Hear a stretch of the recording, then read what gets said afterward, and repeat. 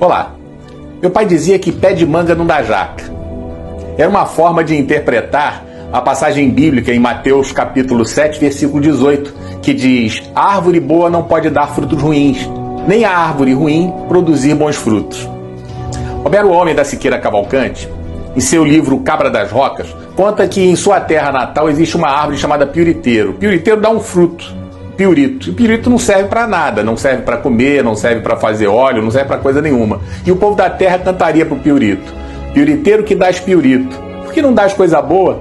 Ao que o piuriteiro responde: cada um dá o que pode, conforme sua pessoa. Desde a minha adolescência, ouço falar em políticos corruptos. Se dizia que Adhemar de Barros, que não o conheci, era tratado como o que rouba mais faz. Tem uma história que narra um assalto na casa da amante de Adhemar de Barros. O político era famoso por sempre estar ligado a esquemas de corrupção e desvio de dinheiro em praticamente todas as áreas possíveis. Provavelmente foi inspiração para o Sérgio Cabral.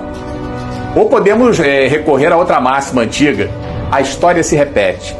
Bem, em 1969, a amante de Barros, Ana Guimol Benchimol Cabriglione, também conhecida pelo codinome, entre os dois, de Dr. Rui, escondia um enorme segredo em uma mansão no bairro de Santa Teresa, no Rio de Janeiro. Na casa estava guardado um cofre contendo uma alta quantia de dinheiro. Por mais que fosse uma confidência entre os dois amantes, o esconderijo do dinheiro não se manteve secreto por muito tempo. Quando o sobrinho da mulher descobriu, entregou a informação para os guerrilheiros do grupo VAR Palmares, Vanguarda Armada Revolucionária Palmares, e a quadrilha roubou mais de 2 milhões de dólares. Dilma fazia parte do grupo de assaltantes. Também é da minha época o ditado popular que dizia: ladrão que rouba ladrão tem 100 anos de perdão. O ditado ignora que os ladrões e as ladras, perdoados, têm vocação para o roubo e continuarão seus malfeitos. Especificamente da minha época, se falava da corrupção de Paulo Maluf, a nova versão do Rouba Mais Faz. Do enriquecimento suspeito de Antônio Carlos Magalhães, havia até uma piada sobre o nome da OAS, construtora OAS. Diziam que a sigla significava Obras Arranjadas pelo Sogro.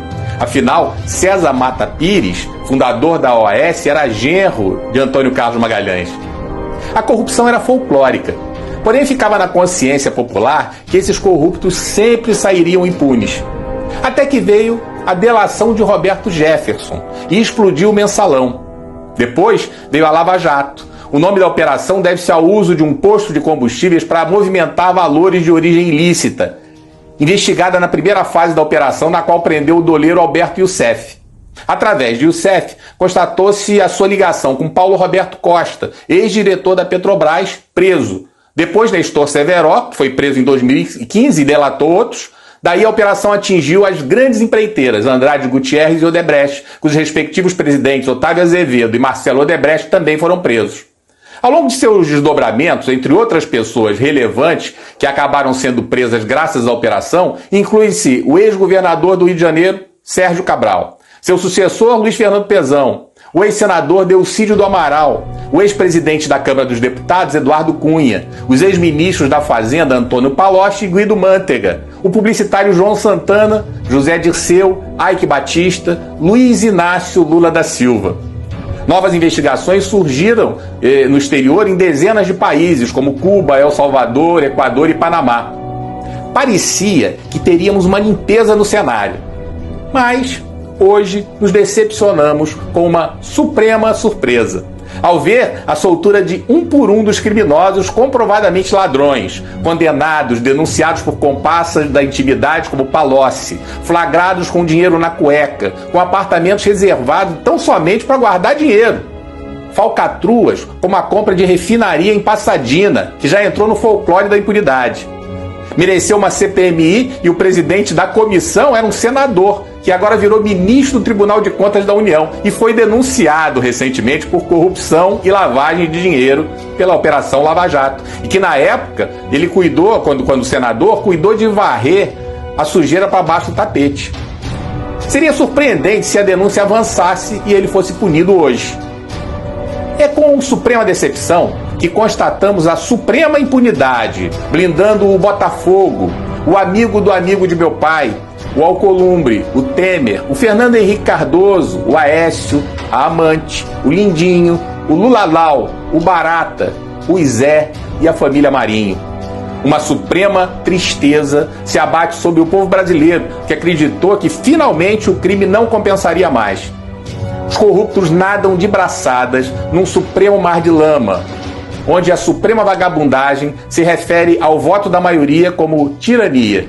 Ou seja, democracia é ele, o Rei Sol, o centro do universo, pelo menos no universo do submundo, submundo supremo, supremo bueiro, suprema sarjeta. Hoje, sabemos que desembargador que desacata a guarda vai ser chamado na chincha. Ricaço que maltrata PM vai responder. Moleque que maltrata entregador de pizza está ferrado. Até a Globo vai ter que responder por suas falcatruas, pelo menos nas redes sociais. Fora delas, é pouco provável. Estamos carecas de saber quem pode esculachar os outros, falar mal de todo mundo, tem seus crimes deletados e não dá em nada. Pelo contrário, continua negociando suas coisas e ainda dá carteirada doidado. Um supremo tirano, uma suprema picaretagem. Não preciso conhecer os pais de certos canalhas para imaginar que ou erraram feio na educação dessa gente, ou eram tão canalhas quanto. Tá aí os Maia, os Cabral, os Melo, os Magalhães, os Marinho, os Dória, os Lula, os Gomes, Santa Cruz. Como dizia meu pai, pé de manga não dá jaca.